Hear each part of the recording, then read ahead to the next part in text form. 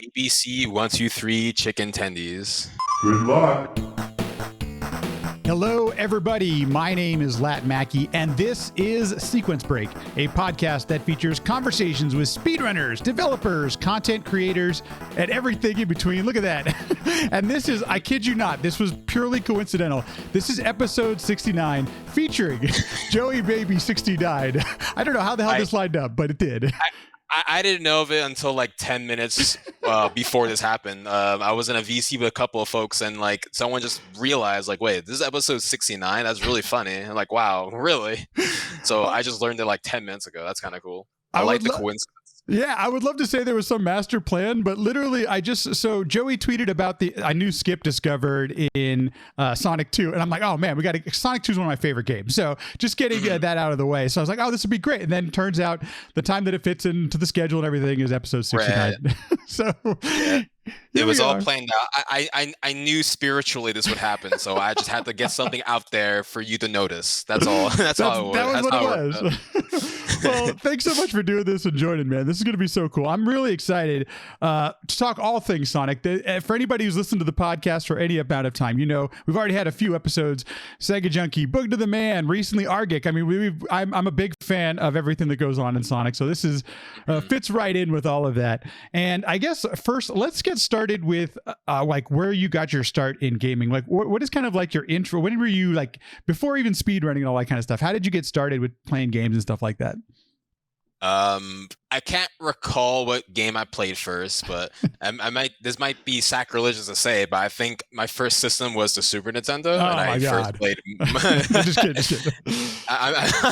I'm pretty sure Mario World was my first game. Whatever. I never owned a Genesis. It was always like a hand-me-down kind of folks that I knew had it, but it was never mine. So I did play Sonic back then, but I never really had it. It wasn't up until the Mega Collection for GameCube, the Sonic Mega Collection, that I officially owned the Sonic games, and that's when I started like actually playing it. But then I recently got like a Genesis to finally get to play the games that I never got to own back then. I was like mainly Super Nintendo at the time, but then like once I got into the games, that's when I got really into it. What was like the first Sonic game then that you felt like you actually like were digging and just getting into? Oh, like a speedrun kind of sense? Or just any, like, you know, earliest memories of what's like, did you have like a favorite Sonic game or anything like that growing up? Yeah, so pretty much my favorite game was S3K, Sonic 3 Knuckles, and even in a speedrun is also my favorite. I just think there's a lot to it. It's just an expansive game compared to Sonic 1 and 2. There's just so much that goes into it. Different characters have different routes. I think it was just a game that I had the most fun playing casually. And even a speedrun, it just adds so much, like the tricks you can do in that game. There's just so much to it. Like even it's like an ultimate spectator game. I think it's so much things that doesn't function correctly, like it breaks. It is a visually pleasing game, even a speedrun. So I think it's a fun game to show off, and just casually speaking, it's just an enjoyable game to play. So I did, like yourself, I did not have a Genesis growing up. I feel very fortunate that I own one now because there's awesome catalog of games, but my best friend did, and I couldn't agree more. Sonic 2 started it off where like it was just a great game to play with your friend, but Sonic 3 felt like there was always an endless possibilities of things to do in Sonic 3 and Sonic 3 Knuckles and plugging in the cart to other carts. I mean, it just seemed like for one game, there was like this endless amount of replay value, and especially with like people, like other people, like maybe because I played with my best friend, that's why I remembered it so much. But damn, there was a lot of things we could do with it. Yeah. For Sonic 3, like there seems to be like a story that the game's telling without any kind of dialogue, because like it's like the first game that there's like transitions between one zone to the next, and you see Knuckles is up to no good. He causes you to fall into Hydro City, and then once you finish Hydro City, then you get sent up into Marble Garden, and then like when you finish Marble Garden, the sun sets and you're flying, which the boss fight normally for Marble Garden, you're like flying with Tails. And then when you transition to Carnival Night, you're flying to Carnival Night with Tails. It's like, it's just an interconnected world, and it's much more seamless compared to Sonic 2, where you're just, oh, you're in Emerald Hill. Oh, now all of a sudden you're a chemical plant. Like just just one to the next. It's like there's no cohesion, but yeah, I really like that for SRK. There's like a lot that it seems connected in that kind of way. Totally agree with you. So then I guess the next question then is like, when did you discover speedrunning, and what was like your first attempt at speed? I guess first, when did you discover it? And then what was your first attempts at speedrunning? I'm pretty sure I'm one of the few that glanced at speedrunning by just random GDQ VODs. I can't remember what year it was. It might have been 2011 or 2012. I'm not entirely sure, but I'm pretty confident the first speedrun I've ever like laid eyes on was Ocarina of Time from Narcissa Riot. I think that's like a pretty easy one most people can say. Yeah. But I do recall the first Sonic speedrun I've seen was HDL's goes by Adrian now. Sonic 3 and Knuckles Tails run in AGDQ 2014, 2015, I want to say. That's like the first one I saw, and that's when I first witnessed all of the zips and level wraps that made no sense to me. And it's like, oh wow, you just do that and then you skip the whole level. Wow, that's really easy. Wow, gosh damn. That was my perception at first. But I knew things were hard, but I didn't think like how they were done. But that was the first run I saw, and I was really impressed. I thought that it was really cool. But at the time, I still didn't care about speedrunning. I just thought it was a cool little thing, a cool little niche thing people did. And I was like, all right, that's awesome. Cool. And I went about my day pretty much. It was up until like when Sonic Mania came out. I was really hyped for the game. Like I played the Genesis games. I wanted to play Mania really badly. So I was one of the folks that waited till like 3 a.m. till like specifically the Nintendo Switch eShop updated, because some games gets updated like until the West Coast goes to midnight. So for unfortunate East Coasters like myself, we had to wait till 3 a.m. So I waited, and then it finally came out on the eShop, and then I pretty much played the whole game until like 6 a.m. I think it took me 3 hours to do my very first playthrough. And yeah, that was like my first playthrough of Mania. And then the next day I realized, oh, there's a time attack mode. There's time trials for that game. And I was like, okay, that's cool. Let me mess with it. And then I did my first time trial, and then I was like, damn, I could probably beat the next person. I could just play a little bit and just do it, whatever. Yeah. And then I beat it, and it's like, wait, I could probably do it a little faster. I don't know. And then it just kept going. And then I got to the point where I got top 5, and I was kind of proud of it. And then I posted on YouTube, and then someone from the Sonic community looked at it and saw, hey, you should join the Sonic Discord. I'm like, huh? Okay, all right. In person I never met. And then I went to the Discord, and then at the time there was like a spreadsheet, like a Google Doc spreadsheet on like people's times and all that. It was a long time ago. And then it's like, okay, I'm really interested. So I just kept doing runs of Green Hill 1 specifically, the level Green Hill 1.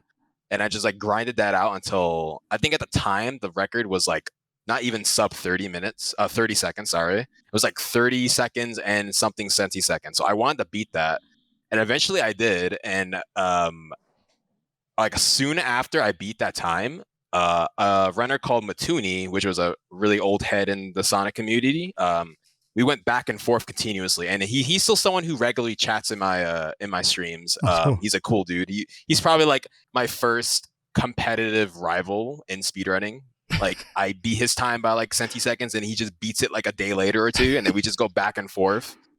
And yeah, that was like a really enjoyable thing. So up until that point, that was when I was really into the whole speedrunning thing. But at the time, I was just doing ILs, and since then, 5 years later, I've been just doing all the other games. That's super interesting. Were you streaming it all by any chance at that point, or is this just stuff you're posting to YouTube?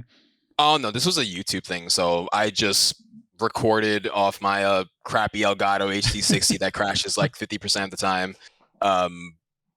Recorded locally until something comes up, and then I'll post it on YouTube. It wasn't up until like I started learning more of the game. I just learned each and every IL as I went. And then that's when I started to feel like maybe I can do a full game run. There's a big commitment. At the time, I was like, that's an hour-long run. Now the run can be done in less than 50 minutes, but at the time, it was like an hour and like some minutes long, and I thought, man, that's a long time. I think doing ILs for a minute long run, minute long level was too much. I didn't get the inspiration to finally streaming once record hold at the time, Claris did a Mania run for GDQ 20. I want to say 2018. AGDQ 2018. That she got a run for Sonic Mania, and that's when I thought I could do this too. Like, I've learned the game at least in an IL setting. I think I can do it too, and that's when I started grinding the game, or at least learning the boss fights outside of ILs. And around early January 2018, that's when I started actually using my Twitch account like to stream. Like, I think I did Mania for like half a year, just local recording ILs until the GDQ run made me feel like, okay, I think I can pull this off if I put the time into it. That's super interesting. And I'd love to chat just a little bit of Mania, because at the time, it seemed like the whole speedrunning community, folks of us in retro and all that kind of stuff, were like, everyone was playing Sonic Mania. And even people who weren't typically Sonic speedrunners and things like that were still enjoying the game casually. It just has this feel that really captures like the original essence of, you know, those early 8 and 16-bit Sonics, you know, Sonic 1, 2, and 3. And so it was kind of a cool time just to see like everyone playing the game and times literally changing on a daily basis on the leaderboard and stuff like that, because it seemed like so many folks were playing the game. Yeah, it was a fresh new game of people who just barely played the older Sonic games. It's something interesting to go into Mania because there's a lot of references. The more you play the original, the more you can appreciate the small little details Christian Whitehead made with Sonic Mania. And people who probably just never interested in Mania or Sonic in general, it's kind of a fresh new take. Everyone's in start on an even playing field. Everyone's like experiencing it for the first time, even though it's going through like the same paths, like, you know, it's Green Hill Zone, chemical plant, and all that. They're like more or less the same stages, but there's like little bits and pieces that are different, and that it's kind of a new experience for everyone. So I saw a lot of faces when Sonic Mania first came out. Back then there was another Discord where all the Sonic games were in one Discord. It was an active community when the game first came out. Everyone was like posting ILs, everyone posting strats, you know, for a game that's like less than 24 hours old. I thought it was cool that I could be part of this. I was like kind of a nobody. I kind of like just posted an IL and then and nothing happens after that. But like I saw like so much activity in the game that I wasn't in a community at the time. I just saw people do GDQ runs. That's my only view of speedrunning is like GDQ. I was like, you know, those folks that didn't see anything other than people doing GDQ runs. But seeing all this like advancements being made for different levels and different strats, and just like the game overall, I thought was really cool. Being part of that was something that I found a lot of fun, and I'm really grateful that that one person that randomly came to my YouTube channel commented, you should join this Discord. Because honestly, if that didn't happen, I'm pretty sure I would have just did my runs, posted my IL, and then walked away and probably never played Mania again. For all I know, I don't know. Something could have happened where I just never touched speedrunning in general, but I'm glad I did overall, though. Dude, that's so wild. One random comment, and we may not have ever seen you doing things at GDQ or at your own stream. That's kind of wild, man. Right. What was the first category after you moved on from individual levels and wanted to do a full run? What was the first category you took on in Mania? Discussing categories in Mania is kind of complicated because there's a lot of patches. But so the official name for the category I played was Sonic and Tails. You know, this random duo. No emeralds, unpatched, which that stands for the very first version of the game because the game just came out. The game was really broken, and at the time, the record was for the record holder was Claris, the person who did the GDQ run. At the time, there was like a divide of patches. So when Mania first came out, the console versions were the first versions that came out, and then the PC version came later. But the PC version was an updated version, and that's the version that most people played. So people who played on console and PC were playing two completely different versions. Tricks were skipped and tricks were patched out. Things were different, and it was like two completely different sets of people playing two different versions of the game. it was up until like October that the console versions were finally patched to be in line with the PC version. So the console version wasn't as popular. So at the time, there was only like me and Claris who just did runs, and that was just the runs that I did for like until I got in a time that I was happy with. It was up until that game was gotten to its 50-minute barrier that's when I finally overcame beating Claris with a time that I'm happy with. Since then, like a lot of things were found, so now you can like drop it to like sub 45 if you wanted to. But the game has came a long way, and so that category specifically, I'm very fond with, and unfortunately, like there isn't an easy way to downgrade to the original version unless you set up an emulator, because like I said, that version of the game was never released on PC. So there's zero way officially to play the first version of Mania unless you hack your Switch or Xbox or whatever, or find a ROM with the original version and play it on PC. That is becoming a bigger issue. Actually, it's still it was an issue, and it continues to be an issue with modern games, that with these different patches and I know many leaderboards don't want to version out all these different things and have all these different categories and stuff like that. But there are some real benefits to some of these older versions, as you're mentioning right here. So yeah. And you don't want to ask people to hack their stuff if they don't have to, right? So like the current like the go-to version to play is Sonic Mania Plus, which is the most recent version of the game. So the Sonic, like the standard Mania categories like Sonic, Tails, Knuckles, Ray, Mighty, Tails, those characters, those are like the official way, like the standard way to play Mania, just the official the current version of the game, the current patch. But even now, if someone would be able to downgrade to the first version of the game, that would still technically be the fastest version to play the game, which kind of sucks that like the fastest version is just inaccessible. But at this point, we kind of just moved on. There's been efforts of trying to like make the unpatched version like accessible in a way. Like we have the ROM for it, but then you have to go through the hurdles of you need to have a Nintendo Switch emulator and all that. It's like just a lot of additional steps that is a little excessive. So Plus is the way to play it if you want to like get into the game. It's honestly like just a more like easier way to play the game in general. Just get the game on Steam and then you win.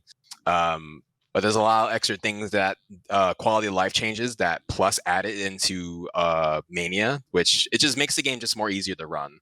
But yeah, on the unpatched version, the 1.0 version is a relic of its time.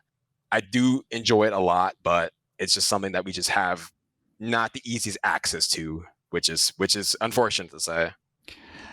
If you don't mind, what are some of in the Plus version, our most recent version, what are some of the kind of the cool big tricks, or what are some of the things that have pushed this time down to, you're saying it looks like you have 48 something at this point. So like, what are some of the things that have been bringing that time down? So I guess I can talk about the changes that the game was made from unpatched to patched that made the game slower.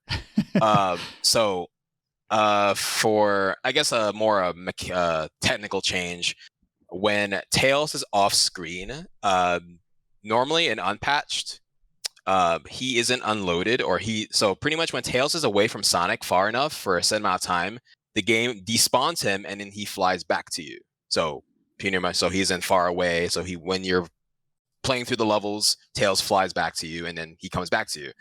And unpatched, when Tails is off screen, like on the ceiling, whatever, like, and there's some levels where you're flying literally across the ceiling. In unpatched, he doesn't despawn. You can hold on to him and he can fly you past specifically the Hydro City 1 boss fight. You can skip that boss fight in the unpatched version. But in patch, they changed something on how Tails is treated outside of boundaries or off screen. So when you're flying with Tails, he despawns and then you just you fly, you lose grip of Tails and you fall. So you can't do the skip anymore, and that saves like 30 seconds, and you can't do that anymore. Another thing that that's changed is the final boss, or at least the final boss with no emeralds.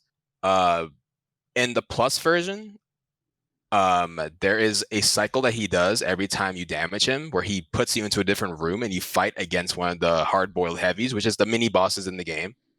And that takes like 20 to 25 seconds to get through. But in unpatched, you can skip those. If you just fight him quick, if you beat him quick enough, he just doesn't ever shoot out those extra phases at you. So that's 25 seconds by just play the fight normally. And there's like other glitches and tricks that here and there saves like 5, 10, 15. So you lose like upwards like a minute or two just from the game just being upgraded. Just the changes that they made. But with patched, currently the patch version is faster than unpatched because no one has played it. So a lot of things were found since then. So the biggest thing for the Sonic and Tails category is Puyo Skip, which is the puzzle boss fight in Chemical Plant 2, which is Puyo Puyo. I don't know if you've heard of Puyo Puyo. Yeah. So it's on the Switch, Super Nintendo. You can play it. Yeah. So as you can kind of assume, there's a lot of RNG to that. And the boss fight takes a while, especially when you don't get good colors, and especially if you're not good at Puyo in the first place. So I get destroyed.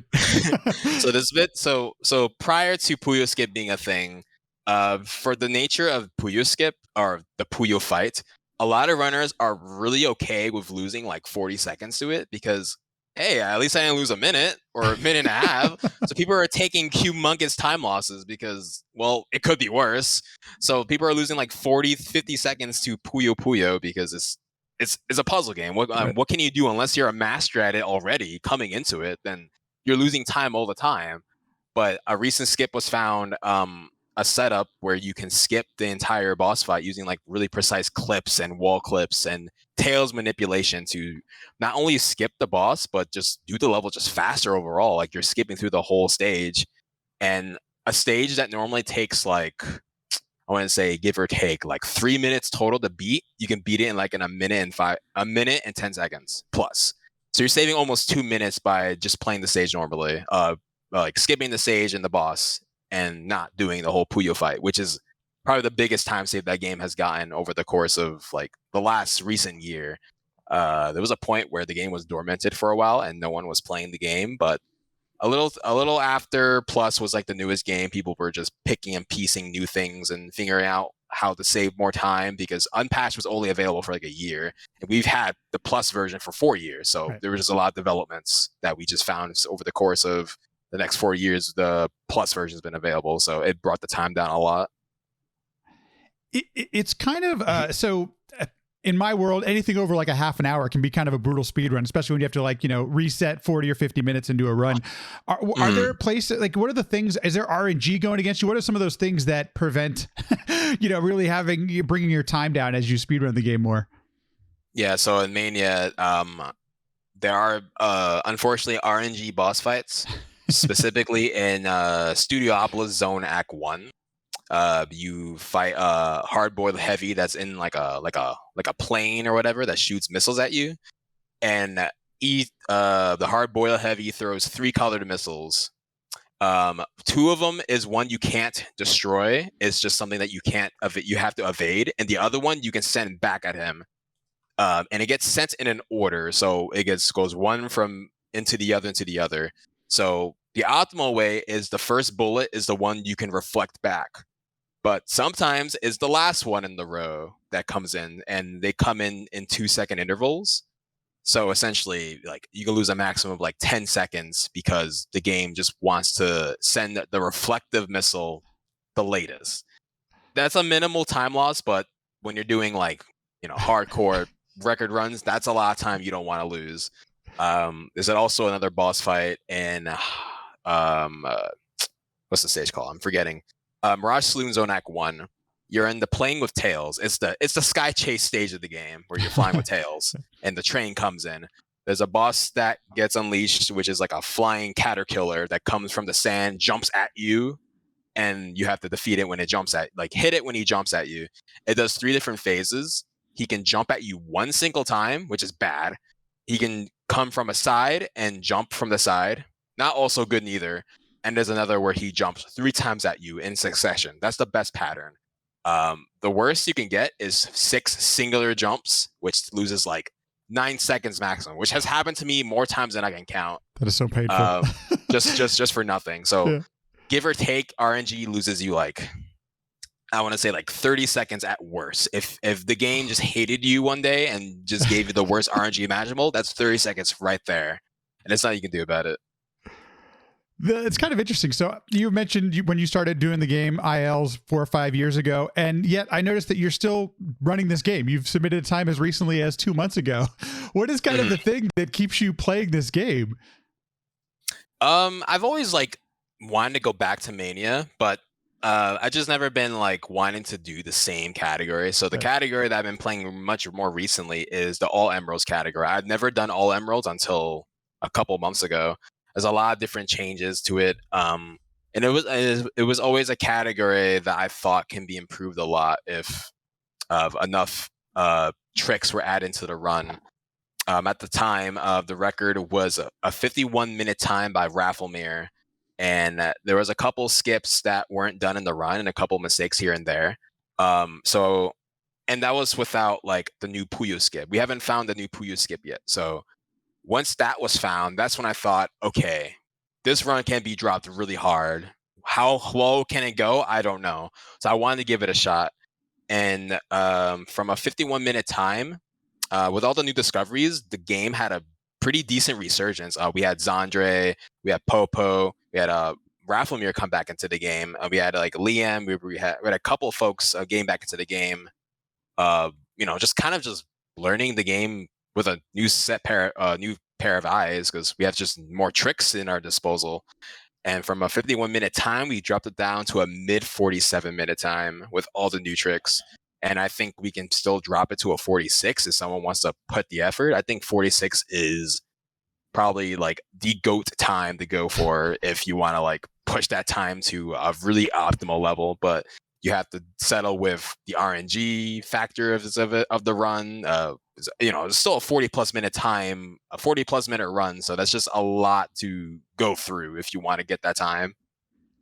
Pretty cool. This is one of the things I've noticed about the Sonic community so often is that when folks are running the game, there is a lot of the sharing of the information, people posting their different stuff, just like you posting, about the recent Sonic 2 skip. That seems like when people are actually into it, that seems like one of the real nice benefits of having a community around a game where you can see some of these things and then try them out for yourself. Yeah, for sure. It's like tricks are something that it takes a lot of trial, at least for now. Like a game that's has been out for years, sometimes you just need a fresh pair of eyes to kind of just look at a situation and be like, how do you get X results to get Y, whatever, how does that work out?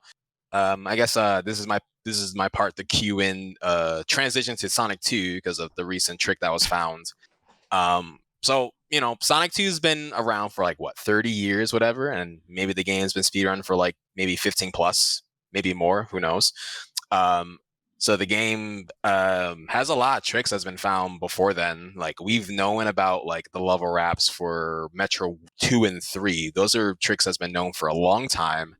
And Metro 1 has been kind of a glitchless stage, quote unquote, for the longest. Like people were getting like 50-second times, playing through the level, doing like string wraps to clip through like different collisions and all that. It was a pretty daunting stage, especially at the time, where there was nothing big that was found for the game. And then sometime around like 2020, 2020, I found a method where you can use a piston to clip into a wall and saves like 10 seconds. It's a pretty nice time save. It's really risky. So a 50-minute time turns into like a 40, which is really nice. And that was like kind of the strat to go for 2 years. And people are mixed with it. It's a hard trick, whatever. But that was the way you play Metropolis 1 optimally. And then 5 days ago, I was just curious one day. I was in a voice call with Zaxxon, another fellow runner and former world record holder for the game as well. I was just in a VC, and I just said one day, man, I fucking hate Metro 1. Can I just like find a way to do this faster? Because it's one of the few stages that's still kind of long in terms of what stages you can beat in Sonic 2.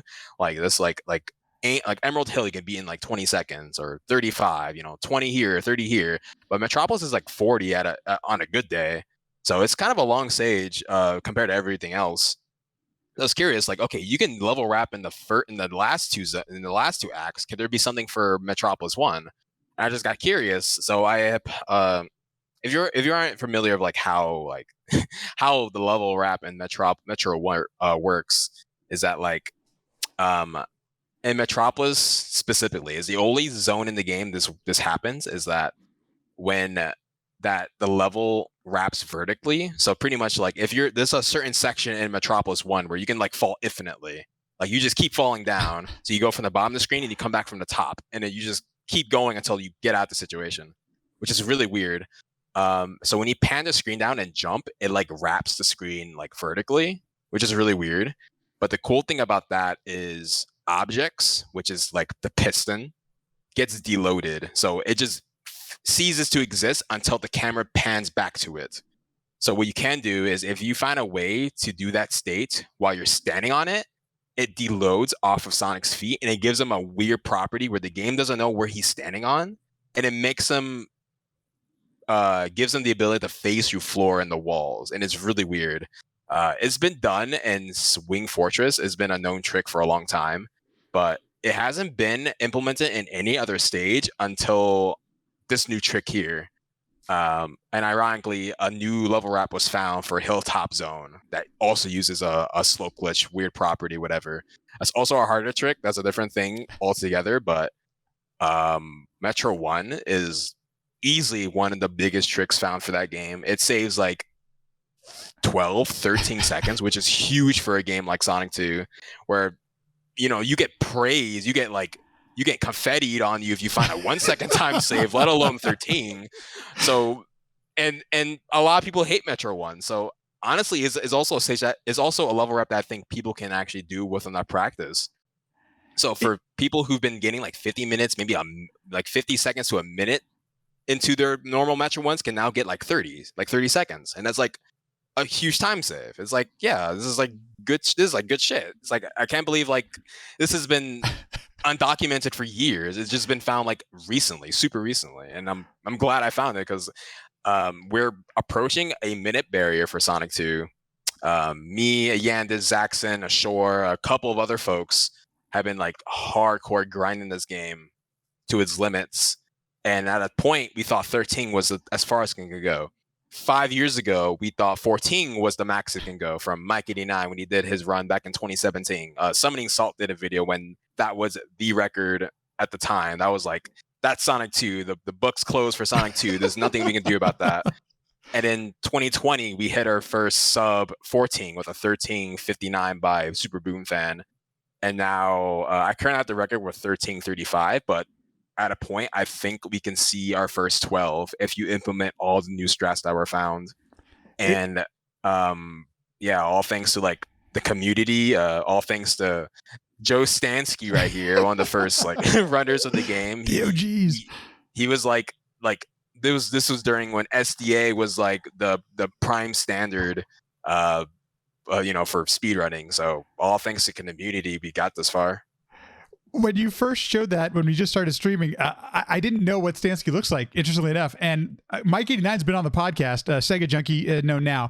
And so in my opinion, what's been going on in Sonic 2 for like the past, I don't know, almost 10 years now is just been one of, as a fan and like as a viewer, it's been some of the most fun to watch because we reach these barriers where we think, oh, you know what? There's no way anybody's going to break this. When I started watching speedrunning when Mike89 was doing his runs, and that 14 minute, I was like, there's no way. It's just, this is going to be it. And then destroyed over the next few years like you wouldn't believe. And so I find this stuff super fascinating and really interesting. And there's so much to unpack there. I want to touch on, if you don't mind talking about Metro 1 again, because I tried speedrunning the game for a little while a few years ago, and the Metro skips were really tough for me. I wasn't able to learn them very well or consistently at all. And so when you say you were just fooling around trying to figure out one for Metro 1, what gives you that thought even in the first place to try that stuff? Is that just from an understanding of the game, or just, you're trying to find new ways to break it? How does that even happen and get there? Yeah, it's definitely an understanding of the game because like you gotta like it all starts with like an idea. You have to hypothesize like, what if this happened? So it's been like if for someone who's speedrun Sonic for a couple years or maybe a couple months even, you have a decent understanding of how to get slope glitch, which is the glitch where you're like standing in midair and you can phase through walls and floors. you need to be on an object that deloads, and that's something that's most people know, but we don't know how to implement that in practice. Like, how do you just randomly pull that off? Like, how do you let an object that you're standing on deload? And there was something that I like recalled and remembered that. So the piston that goes up and down, if you stand on the very left of it, it rises up really fast. That should normally crush you because it's a ceiling right above it. But there's like a little point where the ceiling ends, and you can have Sonic just stand there, like he's just floating on top of the piston with it not crushing him. And I thought about it, wait, and I also know if you crouch down and you jump towards the top of the screen, it screen wraps.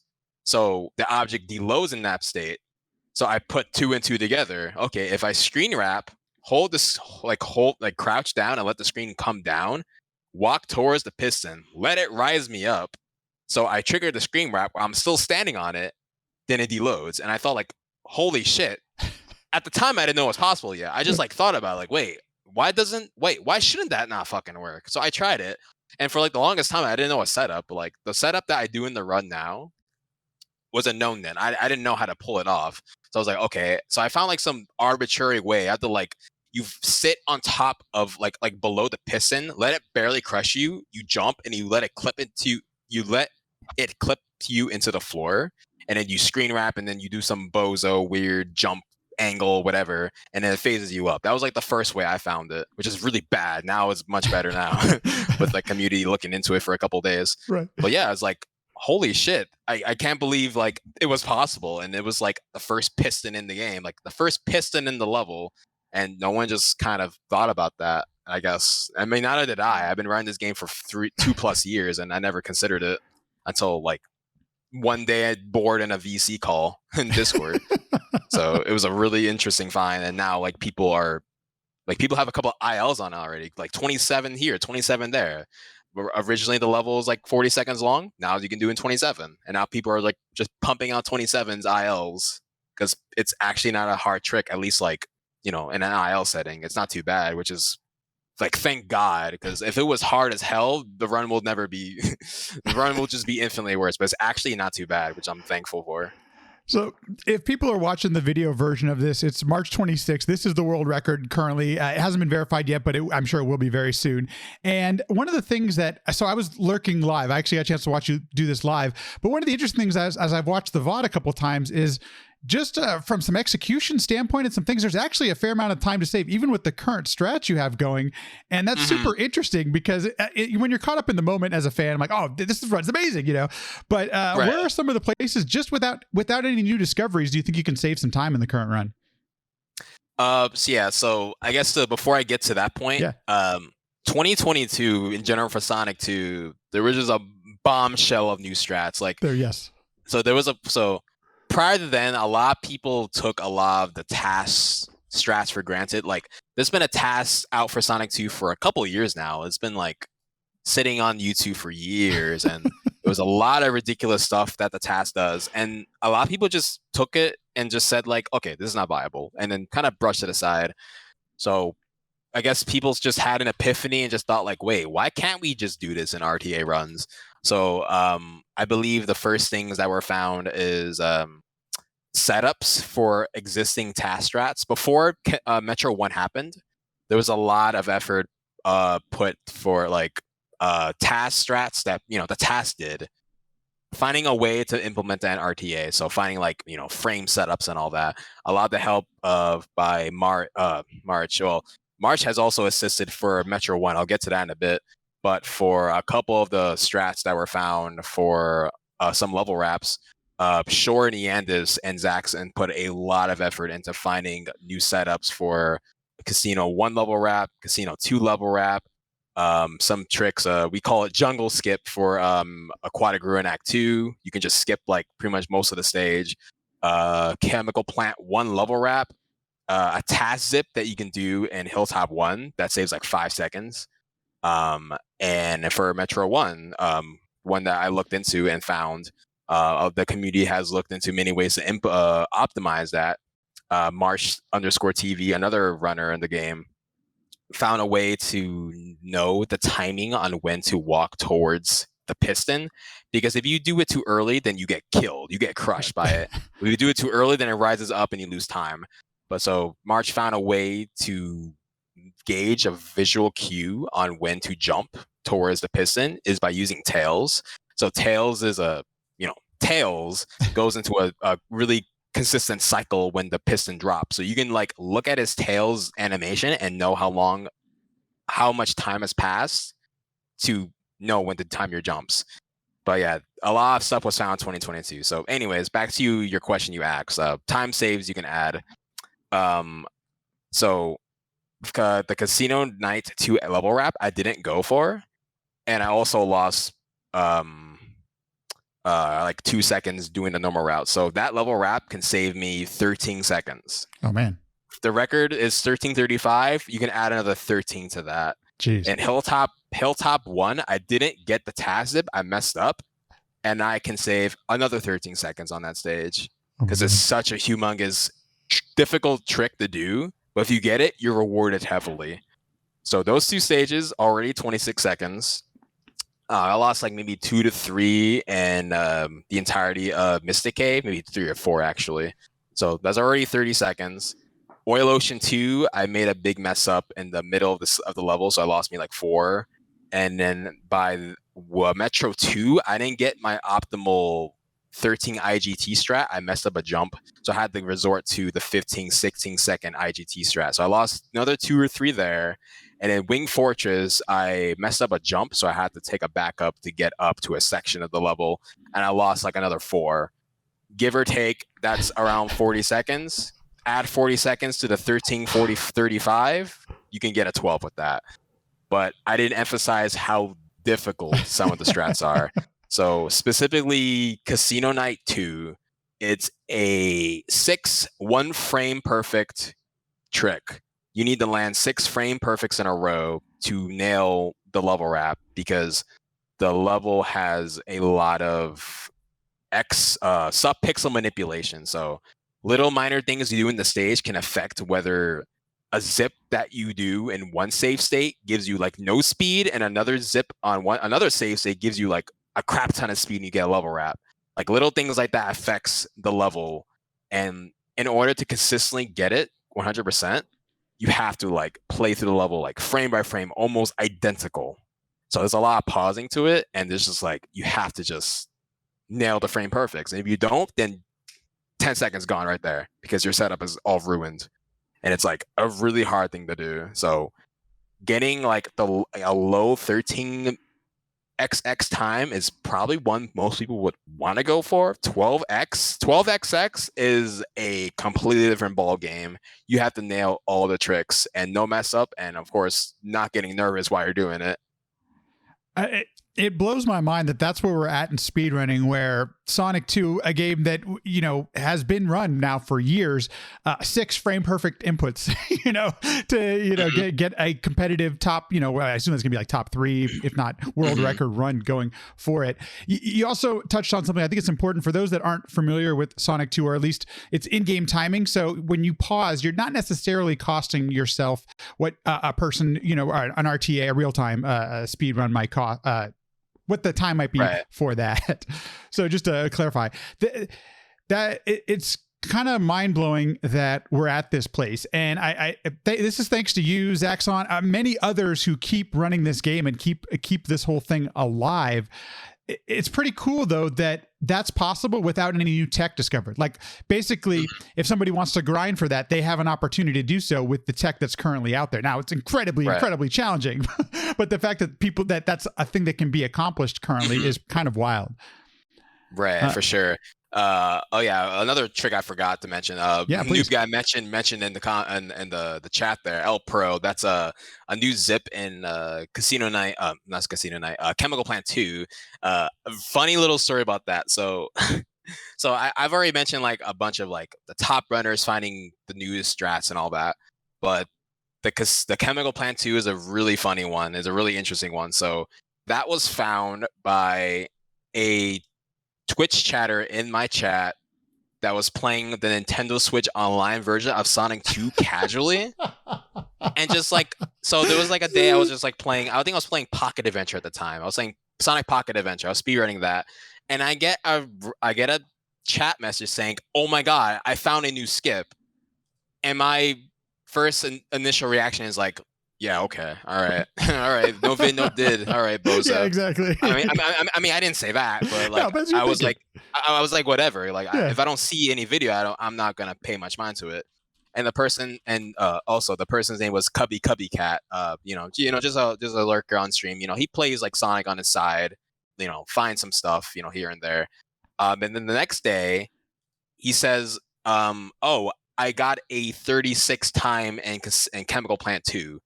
At the time, 38 was the best we can get. So I'm like, okay, you can't just say that with no video. So please post something. And then like maybe 30 minutes later, the video was posted. I wasn't like I was doing my speed run, so I didn't like focus on that link. But then the people in chat were like, "Oh my god, Cubby, you legend! Oh my god, Cubby! All hell, Cubby Cat!" Like I'm like, wait, what are you guys talking about? Is this legit? Yeah. And then like with enough grinding, like a lot of testing with the level, we realize a stage that can be beat in 39 seconds could be in 33 now, because he found a way to just zip into a wall that we just never considered. So like a 6 second time save was found by someone who doesn't even run the game. I thought that was like the funniest thing ever. It's cool though. It's like, I'm glad like stuff like this happens, because it's a funny story to tell that like I didn't find it, Eandis didn't find it, Zaxxon didn't find it, Cubby Cat from Twitch.tv found it. It's like there's some crazy stuff. It's crazy stuff, Sonic 2. Crazy things that happens with this game. So important that like discoveries come from anywhere, folks. Okay, they don't have to be from the top speedrunner in the world to do this thing. Like they come from everywhere, from the folks who do the tasking, from folks who we have glitch hunters, folks who just enjoy breaking games. I mean, you never know. And if you have an idea, it's never dumb. Try it out. Right. You And never know what's gonna happen. Yeah, but to come back to your question before I went on tangent on that. That was awesome. But yeah, like a lot of the strats that are like currently in place, you said that anyone who can pick it up can pick it up with all the information we have available. A lot of the stuff were found this year. Yeah, it's wild. Like from January to March now, a lot of the stuff that are like just there's a bunch of new stuff that were found recently, because just people just sat down and thought maybe we could just implement task strats in a run, and 50% of the time makes the run 50% like horrible. It makes the run like grueling to grind. And certain cases, Metro 1, like it actually is a big time save. And El Pro, that's Chemical Plant 2, like stuff like that you can just implement in your run. It just adds so much into the game, and it's amazing to see how much improvements have been made to the run by just the community just sitting down and just thought, yeah, let's just do runs together. And New Guy makes a valid point. For a long time, there was no simple way to like practice the game. So Noob Guy and Noob Guy made a practice ROM for Sonic 2 called the Grading Hack, where you can just frame advance easily. There's quick access to level select. There's X and Y subpixel coordinates that is on the level. Eandis, previous Sonic 2 and 3 runner, made a ROM hack, practice ROM for Sonic 3 Knuckles, which is really good, because there's a lot of things that are really hard to practice without any save states, because there's certain things that you just need, like you need to play through the level the whole way through to get one shot at this thing. If you don't get it, then you have to play through the whole previous level again to get back to that. Like that's such a ludicrous like waste of time. So now you can just easily do that seamlessly, and it's really nice. So there's a lot of stuff that is just available now. There's new strats, new ways to practice. The community is bigger than ever. I think Sonic 2, since like 2020 for Sonic 2, there's like 2 tournaments that happened for the game because of resurgence of attention to the game that a couple new strats during that time had. And there was a push from getting the 14-minute time that was the record at the time to down to a 13. That was like the time to get back in 2020. And now fast forward 2 years later with a bunch of new strats at our disposal. Now 12 is realistic. And to touch on like the new time saves, the task for Sonic 2, I believe it was like a 12-minute something. The new Metro skip now finally gets the time to an 11-minute time, IGT, which wasn't theoretically possible until that Metro discovery, which is Sonic 2. I don't know what else I can Right. say. It's just a bunch of stuff that's happened recently. It's 2022 and we're going to break the game all over again. That's basically what's happened. One of the things I noticed, and I'm curious if how this maybe it doesn't affect your speedrunning. I don't know, but this run, the one that's the current world record, came about 4 or 5 hours into your stream, and I've noticed one of the common threads for anybody who runs this game at the highest level is putting in the hours and putting in the reps, and just there's this competition that happens, and I'm curious, is the competition? As a fan, it's like Sonic 2 is one of my favorite games to watch because of all of you doing these attempts and the times going back and forth. Does the competition play a part in that? Like, how do you get yourself to be grinding for 4 and 5 hours at a time to play this game? A big motivation is, like I said before, a bombshell of strats that just in our plate. Also, yeah, shout outs to Daniel Hall. He was responsible for finding a method, setup to get the tacit for Hilltop 1, Wow. which is the 5-second time save. He's put effort into figuring that out. At Thank the you, time, Daniel. I didn't know, like, how to even pull this off. Like, this is like some task garbage. I don't want to do this. And then all of a sudden, we have a method to do it, and it's like, all right, that's so cool. Yeah. So yeah. Wait, I'm sorry. I went in tangent again. No, What was the question? I'm glad you mentioned Daniel, because that's important to get to, like, credit these people who find these discoveries. But so what's the motivation? How do you keep grinding for 4 to 5 hours at a time, especially being that you're playing this game at a high level 5 hours into a stream? It blows my mind. Mm-hmm. Yeah. So like I said, the bombshell strats and all, like I just the game is just fun. Like, I mean, I know that's a really boring answer, but I've ran the game for 2 years so far, and I think the community kind of like chiming in on new strats, new tech, new things. Like I mentioned, like sometime earlier on, just after the Metro 1 level wrap was discovered, Zaxxon found a method for Hilltop 2 level wrap, which I'm not the biggest fan of, but the fact that it's possible is crazy, because it kind of adds more depth into the game. It adds more options. Like, if someone doesn't want to do the level normally, then you can do the wrap. That's like pretty hard, but there's options, and it could potentially be faster. And it's like just little things that is being added to the run. It's like it just sparks more interest into running it. It's like it gives more hypotheticals in your head.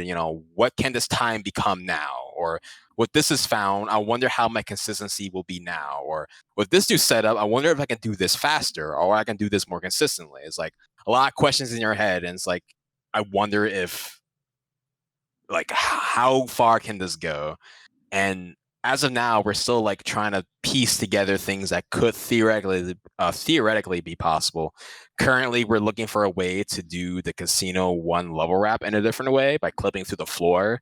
We have no results yet, but if something was found, it could probably be better than the current way. It could be slower for all we know. Who knows? But the the kind of anticipation of what it can be, or if it's possible, is really fun. Like, a lot of people don't find glitch hunting exciting, because you're just kind of like throwing your face to a brick wall, hoping for a different result eventually.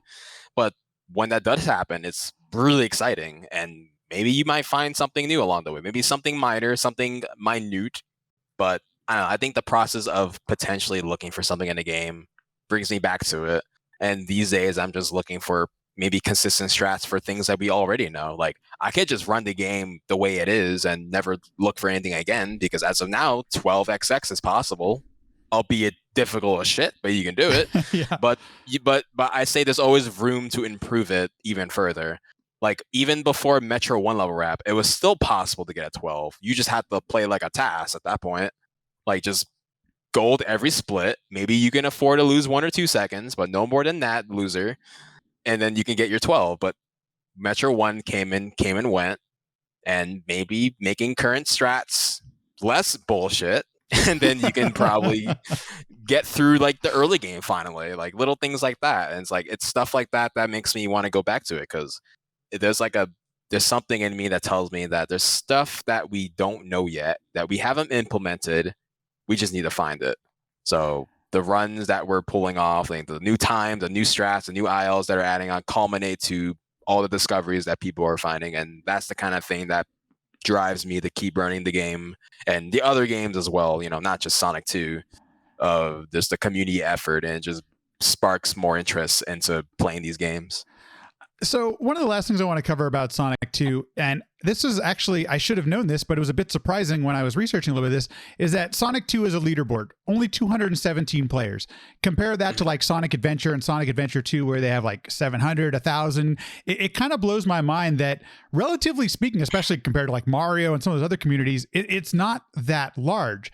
And so I'm always interested or curious about if people want to get into this speedrun. Where's a good place to start? Somebody who might want to consider speedrunning Sonic 2 and other, classic Genesis, era Sonic games. Yeah, for sure. So we have a classic Sonic Discord. It was made somewhat recently, like a couple of months ago. At the time, we had the Sonic games centralized into one Discord. So we had classic games and modern all at one. But there's been some separations just based on the community just wanting a little more to their games, instead of just one separate channel. Sure. So there was a point where the Sonic Adventure 1 community drifted off to their own Discord. The Sonic Adventure 2 community went to their own Discord. And the classic Sonic games were like in their one central hub. And then we thought maybe we should have one dedicated Discord to classic. So it's a really seamless way to like have all that information intact.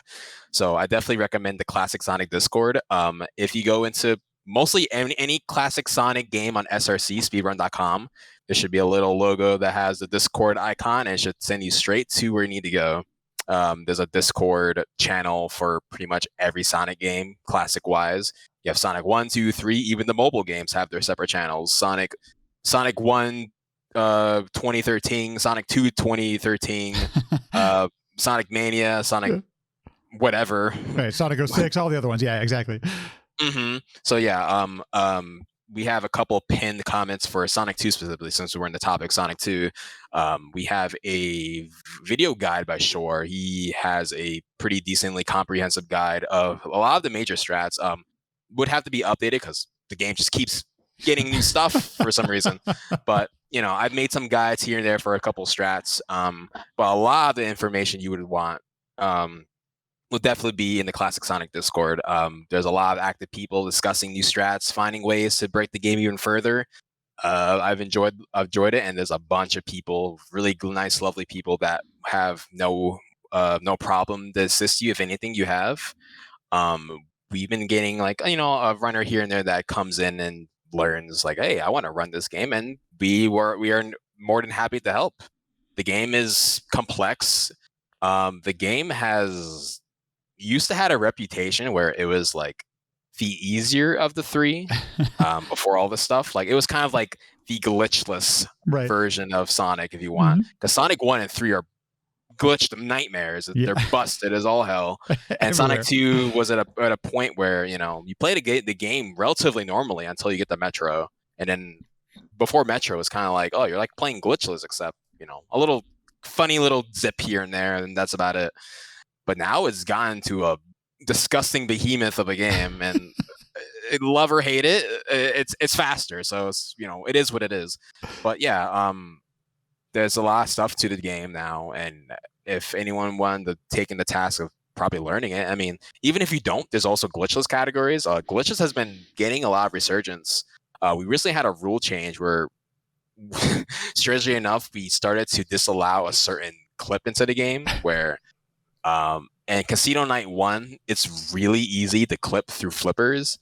And at the time, it was allowed in glitchless because it's easy to do accidentally. Which I guess it makes sense, but at the same time, it's still a glitch. Right. So even unintentionally, yeah. So now runs that are done before the change just get a time penalty. They're still kept into the leaderboards, but runs after that, you can't do them. Right. So now with like kind of a more understandable like ruling to like stuff like that, because people were like kind of iffy on being able to clip into flippers in a glitchless run. So people were like kind of like, I don't want to do something that will be banned later. Like, what's the point? But now is a more like understandable rule set, and people are kind of actually grinding glitchless now, which is another cool run, which I haven't done much of or at all really.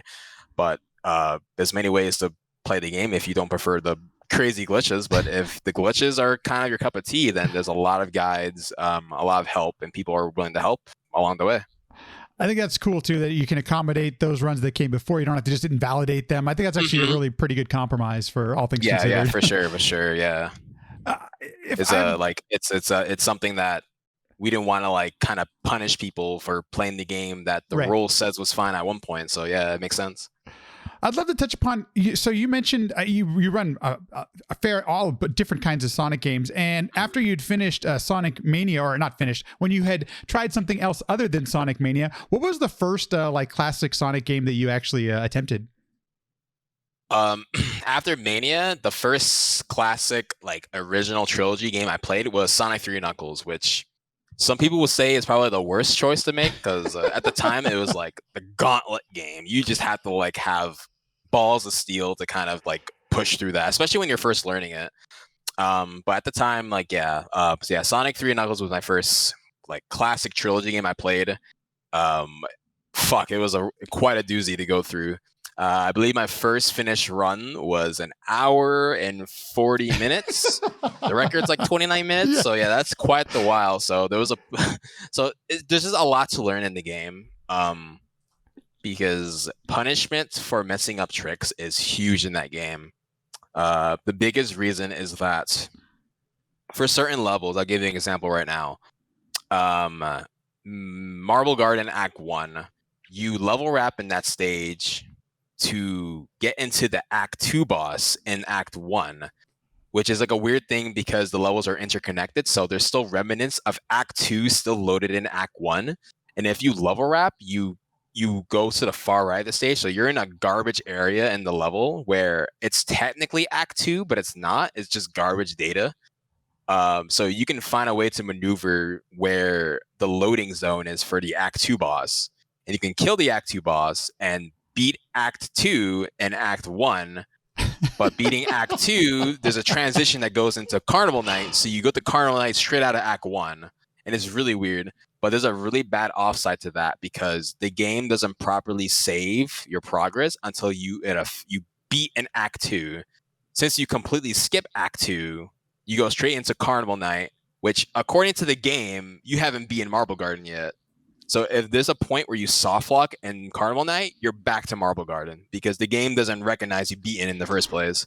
So Carnival Night is a stage that can go really wrong. And if you die, you're either playing the stage glitchless, which is like 2 to 3 minutes, or you're going through Marble Garden again, which is really bad. And that happens twice in 2 locations. Ice Cap Zone, you also beat prematurely. You don't beat Act 2 normally. You go straight into launch space after Act 1. And if you soft lock launch base, then same deal. You're back to Ice Cap. And that's like a thing you have to be prepared for right in the game. Like there's no way you're going to not avoid that. Everyone's going to make that mistake. And stuff like that is what made a game that can be beat in half an hour barely to like an hour and a half. It's something you have to persevere, but like I said, like before, it's a really fun game to show off, and when you pull it off, you just feel like a master. Especially Marble Garden, I think it's the coolest glitch visually. But once you pull it all the tricks, it's actually like one of the most rewarding games to run. I play all 3 categories, at least the main characters, Sonic, Tails, and Knuckles, because I just find it so much fun. Like there's just minute differences between all the characters. You have slightly different tricks. It just makes the game more fresh to run, even though like I ran the game for like 3 years opposed to Sonic 2's 2. It just adds more to the game, and I just love it so much. But yeah, I just persevered it as well as everyone else who's first played the game, because it's a daunting game learning. But once you get it down, it's not the worst thing. You just have to just know what you're looking for. You know, when to jump, you know, when to zip, like, when to hold a certain direction, you know, what frames to look out for, when to pause, you know, little things like that helps a lot. The game's been optimized a lot. At the time when I was first learning S3K, the record run was 34 minutes by Zaxxon. And since then, the run has been dropped all the way to a 29-minute time because it's a hard game. One little trick can lose you a minute, and some people don't want to go through the hassle. But since then, a lot of people have took it amongst themselves to kind of get a time down that they want. Currently, I'm not the record holder. It's held by Ian this really recently, actually. Around a month ago. I want to say a month ago has been. Props to him. I had the record for like 2+ years, and he got through the gauntlet and got that time down to a 29:50, I believe the time is now. But yeah, GG's to him. It's a hard game, but damn, is it a rewarding one to play. I really enjoy S3K. I want to go back to that after Sonic 2 because it's been like a year plus since I've actually taken that game seriously, and I would like to go back to it. I totally agree with you. It's I love this game as well, and I don't speedrun it, but as a fan, I've sometimes even when I first started watching speedruns of this game, I was like, I didn't even know what I was looking at. Sometimes it gets so bonkers, especially if you die or something like that, like you're pointing out. When you first started doing attempts of this game, did you know what you were getting into? Because some of the even back then there were still some bonkers tricks that I blow my mind that are in this game. Yeah, like I've seen the tricks. I knew what I would get myself into. Okay. Days like these, I wish I just recorded my hour, 30-minute long run. I was like streaming and I was like, I don't know, I didn't care. It was a bad run, so I never saved the VOD. Yeah. But I want to like look back at how much I complained all day. Just soft locking in one level for 30 minutes straight. Just complaining and whining like how horrible this game is or whatever. Just me just ranting and mauling my way through the game and then finally beating it. But like, yeah, so I've seen like the horror stories people had with the game, but with all that said and done, like once you get it down, it's definitely something that you can optimize and lower the chances of having stuff like that happens. But of course, like when you first start the game, it doesn't happen that way. You're gonna have to make a lot of mistakes to learn from it. So you're gonna have to get a run that you're 10 minutes ahead, and then all of a sudden you can't get past flying battery zone for like 20 minutes straight because you keep dying and soft locking. Like it's a horrible thing. Like, I mean, if you're going for the hard stuff, then yeah, that happens a lot if you're learning the game for the first time. But eventually you get better at it, and then like once you see that time go down, it's just something that you just want to keep going because deep down that time can be improved, and that's something that you can be proud of. And that's something I was proud of, and something that I can say what drive me to play the game, which most people wouldn't want to really go for. Specifically because one of the hardest tricks in that game is a very subtle thing. We call it monitor clip.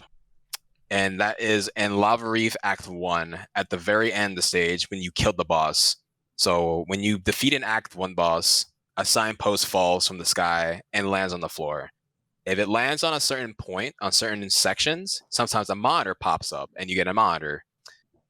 The collision in Lava Reef Zone is in a weird way where if you ended up getting Sonic in between the monitor when it pops up from the ground before it lands, so you want Sonic to sandwich between the ground and the monitor, sometimes it clips them into the floor, and that can allow you to level wrap and skip the entirety of Lava Reef Act 2.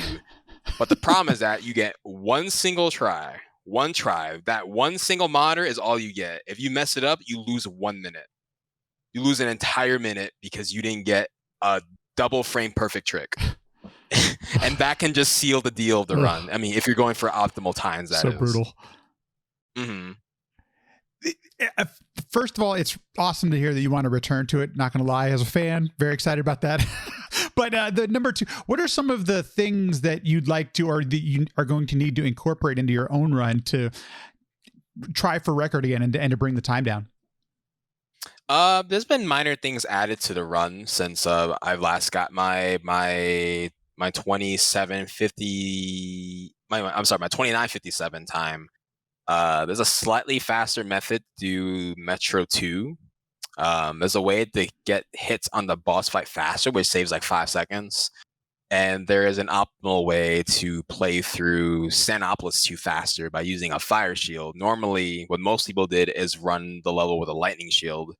But playing with a fire shield is like just minor optimizations you can do, and you can save a full cycle, which can save like 6 seconds. Little time saves here and there, but it eventually adds up. and there's also like little mistakes I made in the run that I didn't get optimally in my PB, which I lost maybe like 4 to 5 seconds in flying battery zone act 2, and I lost like give or take like a cycle in Sanopolis 2. And one of the biggest things that I didn't do is I didn't do intentionally is do a skip in Death Egg 1. So there's a really infamous skip we dub Graviton. There's a big gravity room in Death Egg 1 where there's like a centerpiece in the center of the gravity room where there's like 3 buttons on each side. You need Sonic to press them as he's like bumping back and forth. Hit 3, you go on the other side, bump the other 3, and it unlocks the door on the right. There's a way to clip through the door immediately without pressing all those buttons, and it's a really precise setup. And if you mess up the setup, you soft lock. You lose like 30 seconds. And that's the final level of the game, but it saves you like 7+ seconds. And that's a lot when you want to incorporate the other strats. So little things like that would have to be added. And I think the game can probably get to a 29 3x, 4x if everything works out. Is a time that I can probably see happen one day, but it's gonna be a gauntlet for how long the game is. At least like in terms of the classic games, it's pretty long compared to Sonic 1 and 2's like teen minute times and all that. It's brutal, but it was a bigger game, and I think that was, it was great to have. That's probably why they incorporated the save functions and all those kind of things. For sure. One of the things I'm curious, as a person who runs all of the classic Sonic games, do any of the skills or the things that you learn in one game carry over to the other? Oh yeah, for sure. Like even in Mania, what helped, so so out of the main 4 games, 1, 2, 3, and Mania, Sonic 2 was the last game I played out of the 4. And like around week 1, I got a 15-minute time. Like after playing like the game for a week, 15 minutes was like the time I get, which is kind of like a big deal, at least around the time, because 15 was like just before 14, and 14 was like the time to get around that point. But I think a lot of the knowledge I had from Mania, Sonic 3, and Sonic 1 to an extent just made Sonic 2, albeit just learning the new, like the levels, because they're completely different.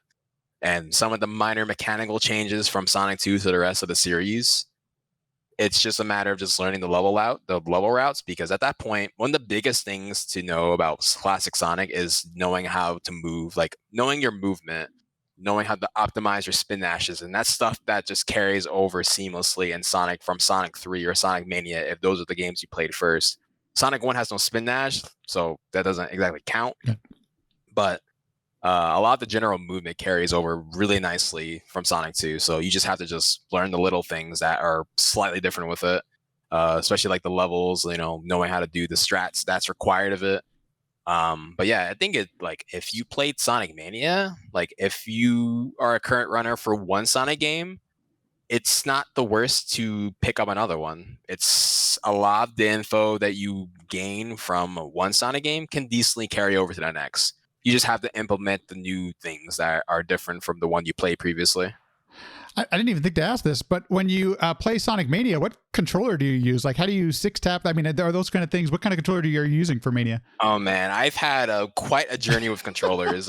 Just based on like just what felt comfortable. And one day I just like, you know what, there has to be a better way to play the game. So the original way I played Mania, I don't have the controller with me right now, but I guess I can pull this one out because I have it kinda.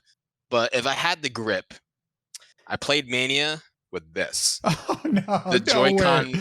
So I had the Joy-Con grip. Do I have the? Oh wait, hold on. Yeah, please, no problem. This is great. It's okay. It's totally cool, man. I don't have the other Joy-Con. Don't worry about it. Yeah, no worries. No worries. This was my ultimate way to play Sonic Mania. This was like very first way of playing the game. I just was like standard Joy-Con grip. 6 tap spin dashes, rubbing against these tiny ass buttons, giving my thumbs blisters. Is like rubbing your thumb across sandpaper. This was the way to do it. The way I did it. And it wasn't a fulfilling experience, but that was the way I played it. I haven't speedrun any Switch games, but what I've been told too is that the Joy-Cons can get beat up pretty quick. Like you'll start to notice some shit real quick on those things. So yeah. Are you currently running then still with Joy-Cons, or if you're playing Mania nowadays? No. Okay. Oh no, I don't know.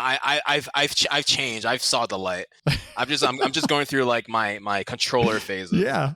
And then when I started playing S3K, I was playing on emulator at the time, so I couldn't play on Joy-Cons, or at least I didn't know how to like make it work, and I didn't want to use Joy-Cons anymore. So I started to play on this thing. This is a Hori controller from the game Pokken Tournament. You can see it's like a standard 4-button layout. Has like triggers on it, which is cool. The thumb sliding, which is like how I normally play for spin dashing. It's a little easier, it's a little tough. There was a funny meme that was going around when I was playing this controller where in order for me to spin dash optimally, I needed my thumb to be greased up. So I whipped out like a bucket of butter and I kind of like dabbed my finger on it. So it was like, I can spin dash now. I can spin dash like a pro. It's crazy. And that was the way I played it. It was awesome. I can actually spin dash without hurting my hands. It was great. And then at a point, I was starting to want to play it in I don't want to thumb slide, or at least I don't want to hurt my thumb. So there's another way I played it. Give me like 10 seconds. Let me grab it right now. No problem. While he's checking it out too, I will say one of the things that opened my eyes to how you speedrun Sonic 2 and others was seeing Mike89's GDQ run, because I could actually see him pressing his fingers on 6-tapping and things like that. So to hear you using the thumb, that's kind of wild. Right. So, and then I kind of came back to playing on PC, at least playing Mania specifically. And then I played on this bad boy right here. There you go. This is my custom Yoko arcade stick. Oh, that is sick. This is a really comfortable controller. I mean, it's huge as hell, but spin dashing has never been easier, my friend. It's like the buttons are right here. No like thumb sliding between like tough as nails buttons that are like micro-sized. I have all of them right here, and the joystick's great to feel. It's like this is the way I play Mania exclusively at this point. Pocket Adventure as well, because I play on emulator on that. So I currently still play on this, but only for these 2 games. And it only took until like my 4th controller to finally realize, wait, I can probably just play on the original 6-button controller.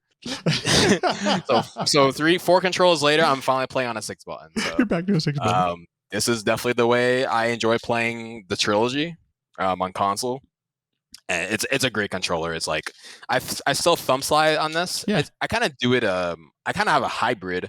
Sometimes I piano roll just because some sections I prefer it. Mm-hmm. Sometimes I thumb slide, and it's like the buttons are so like buttery smooth.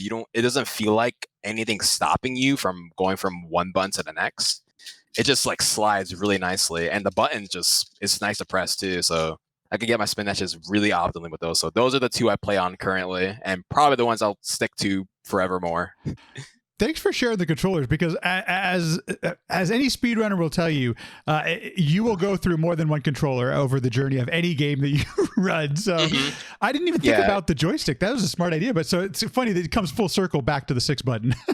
Yeah, for sure. Yeah, like it's something that I found fascinating, because everyone plays the game so differently. Like I never mentioned keyboard, but if you're an emulator player, there's a 50% chance that you play on keyboard, and that's a good way to play the game too. And I mean I don't prefer it, but there's a lot of runners that play on keyboard. There's a lot of runners who play on the Xbox One controller. There's a lot of runners who play on a PS4 controller, Nintendo Switch Pro controller. I don't know, random Mad Cats from controller from 2009. I don't know. There's many ways you can go about it.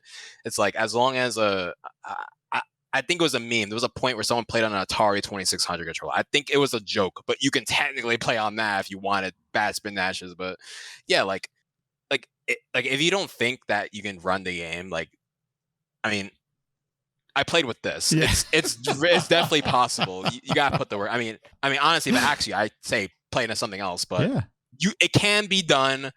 But some may be easier than others. But That's super important. The first rule of speedrunning is play on whatever you have. Don't go spending money yet until you like the game and all that kind of stuff, because you can literally speedrun on anything. It doesn't matter.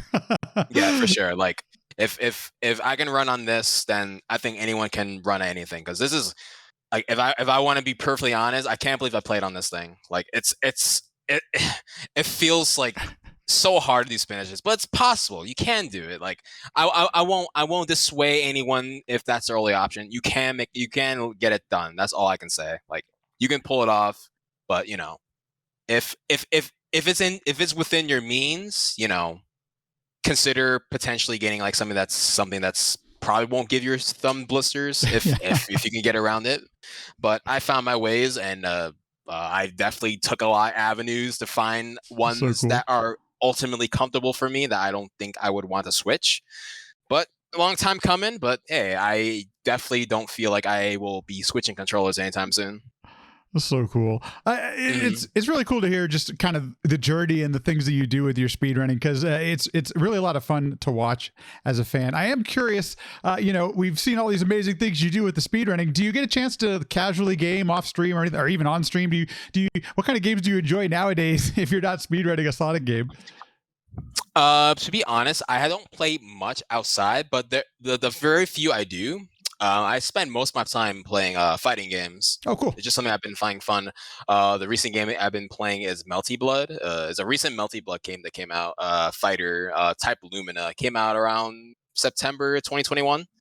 It's a really new game for the franchise, and here and there I pick it up and I play it, and I've been enjoying it a lot. Outside of like the fighting game stuff, I honestly haven't been playing much outside of it. Like, a lot of my time outside of streaming that I just have fun with is just finding more strats. Like, I don't know, testing something. I'll have, like, I don't know, I'm like outside, I'm eating something. I'm eating Right. a delicate Stansky fries, whatever. I'm chowing down, and I have a shower thought, like, wait, I wonder if that's possible. I wonder if I wonder if I can pull. I wonder if this strat works. I just think about it. I'm not satisfied until I figure out how I do it. And then, like, I'll come home and I'll mess with it. I don't know. Like I have that thought process where I just like, I'm like thinking of scenarios in my head on how can a strat work, whatever. I don't know. That's like where I delve a lot of my time. But Yeah. yeah, I'm into fighting games. I mean, if I own this damn thing, Yeah. I might as well be. So I've been wanting to play more fighting games, because a lot of new ones have been coming out. That's been really interesting me. I know King of Fighters 15 is something that I want to probably give it a try. That's a game that came out and has been getting a lot of praise. But yeah, mostly it's been the Sonic stuff though. I should not have been surprised, but my first time going to GDQ, I think it was the tournament room, which, by the way, I shouldn't have been surprised, but I was at how many people were in there playing different games and setting up tournaments for this and that, mostly fighting games, a little bit of Mario Kart, but mostly fighting games, Smash and others. And I was like, of course, we're all, people are trying to be competing against themselves for better times and stuff like that, but competitive by nature. Why, it doesn't surprise me that so many of us are also playing fighting games and other games where you're trying to beat somebody, right? Right, for sure. Yeah, I guess it's kind of that aspect. It's like it's like a nice little drive, a little like something in you that is just so exciting. Just, I don't know, the competition gonna gives interest in the game you're playing. Absolutely. Dude, thank you so much for like taking us through all this. It's been interesting to hear your process and how you're going about doing all this stuff. What do you think, where do you plan on spending your time, moving forward from today, considering all the time left on the table for Sonic 2, but all these other games that you're really enjoying? Yeah, in a speedrun sense, yeah, I'm still in the Sonic 2 grind. I don't know how much I'll commit to the 12xx grind, but I definitely want to push it in a time where I can say, yeah, this is what Sonic 2 in 2022 looks like. This time right here. It hasn't gotten to that point just yet, because there's so much stuff that needs to be implemented in a run for it to be like 13 1x or 0x even.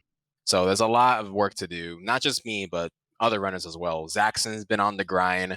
Yanis has been picking that game back up because he's too busy destroying Sonic 1. The same guy that has the Sonic 3 record. And the current record that I got for Sonic 2, previous record was Yandus. So he's coming back into that game, kind of messing with it, trying to get a time that he'd be happy with. But then after Sonic 2, like I alluded before, Sonic 3 is probably what I'll go for next time, because I kind of missed the game. And outside of Sonic, like, if I have to think about it, I play another game called Mischief Maker. It's for an N64. I played it for like 1 month. Got a time that I was relatively happy with, and I got it in a GDQ, and I did a really good run of it. And since then, I just haven't played the game again. But I'm like a minute and a half away from record, and I kind of want to give it a shot. It's definitely outside of the realm of Sonic, but it's something I've been wanting to do because outside of the Sonic stuff, that's probably like my favorite game to run because it's just so much fun. Like the movement is really insane if you've never seen it before. It's a really fun game to optimize. I'm sorry I didn't get a chance to look at it for the research for this because that sounds awesome. I'm always appreciative of games outside of your main game or whatever like that. So I'll definitely take a look. It sounds awesome. Yeah. Just to get like a little gist of it, it's like please. Like you have like four air like it's a 2D platformer game for N64, but you have like multiple air dashes. You can maximize your speed by just like dashing to the ground. Like there's a lot of like little minute tech you can do in the air to build up so much speed that you can transfer that to the ground, transfer ground speed to the air, and it's like I mean, it's crazy. It's hard to explain, but the movement is crazy for the game that it is. Like you have so many options to move in that game that it just makes it so much fun. Like just when I thought there's a fast way to do one thing, there's like a minor thing that saves like half a second because if you roll here instead of here, if you dash over here to do that, then you save more time. It's like stuff I don't think about. But yeah, it's a little cool little game I played like a long time, like a year ago, and I'd like to get back to that. And I love marathon runs because a lot of times you're explaining what's going on, so it's always a good primer to watch before you actually go see some of the the world record runs and then the attempts and stuff like that. It's really cool. Yeah, for sure. Like the run I had on GDQ was surprisingly a really good one. Like I'm really glad because I'm so glad because that game has like some stuff that can really go wrong. So having to explain it while having the game just literally showcase what I'm explaining without dying 3 times before it finally shows up or whatever is a good feeling.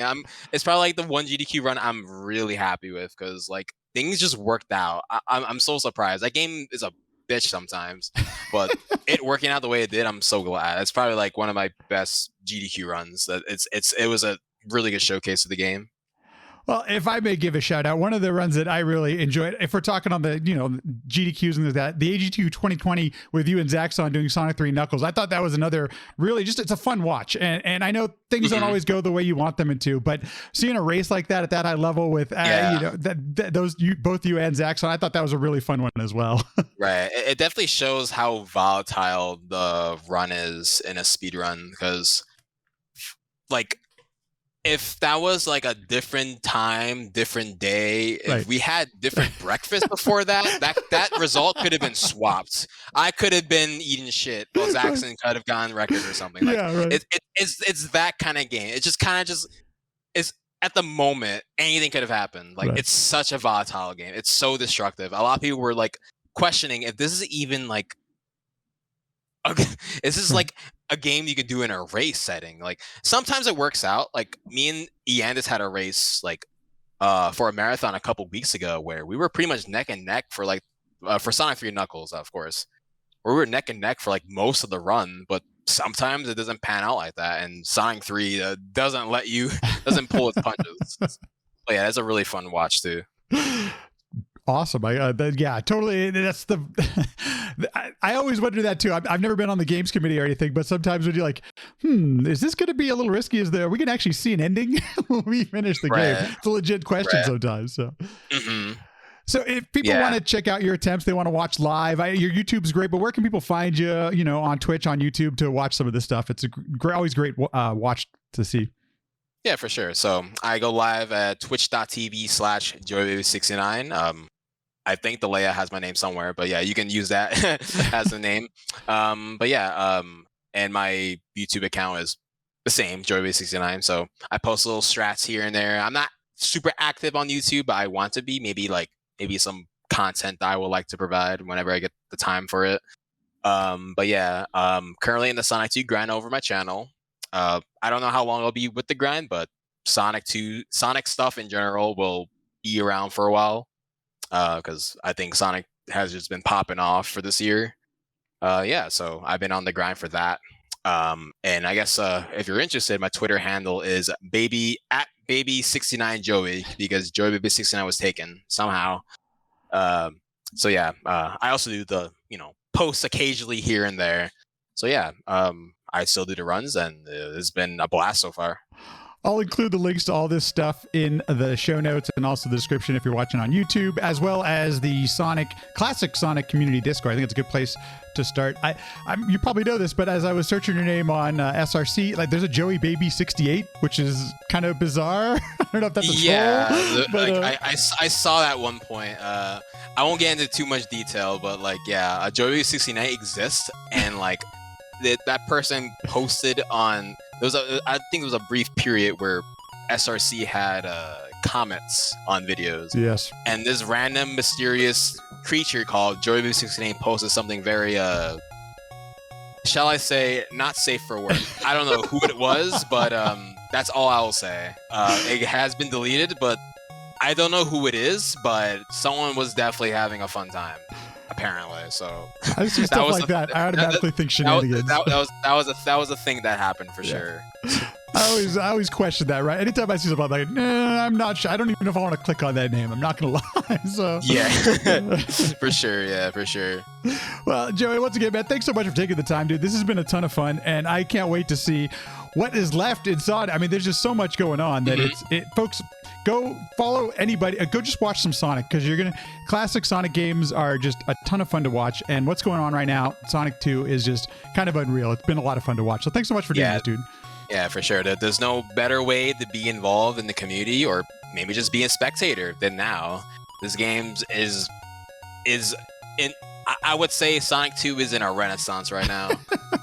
We set that back in 2020 when 13 was like the new time people got, but I think we're reaching a new point where big things are happening, and there's no better way to be involved than now, I'd say. I feel like we're going to need a Salt update video soon. When someone needs to get on that. Yeah, for sure. Yeah, cool. I agree.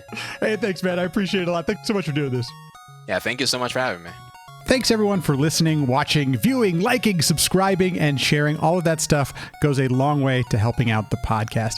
If you'd like any additional info, you can go to sequencebreakpodcast.com. All of our past episodes, everything's on there. You'll find everything there. If you'd like to watch live, follow the Sequence Break Twitter. That is Sequence Break PC, and you can join in, ask some questions, watch the whole thing live. It does happen. It's not really a set time, but I do post when I go live. Everything else, if you have any questions or anything like that, podcast@sequencebreakpodcast.com. Thanks for listening, and I'll see you in the next one.